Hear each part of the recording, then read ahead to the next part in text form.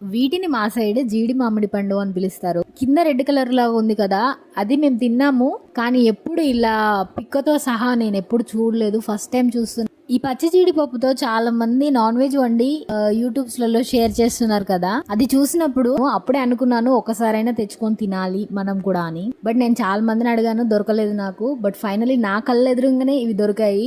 So మనం ఎందుకు ఆగుతాం, ఎన్ని వచ్చినా పర్లేదు అన్నట్టుగా తీసుకున్నాను. ఫైనల్లీ మనకి ఇన్ని వచ్చాయి. ఈ కింది భాగం తింటాము అన్నాం కదా, 1-2 తినడానికి ఓకే, కానీ హెవీగా తింటే ఏంటంటే నోరు పొక్కినట్టుగా అవుతుంది. ఇంతవరకు ఎవరైనా వీటిని తిన్నారా, వీటిని చూసారా ఇలా పిక్కతో సహా? మీ సైడ్ వీటిని ఏమంటారో కామెంట్ చేయండి.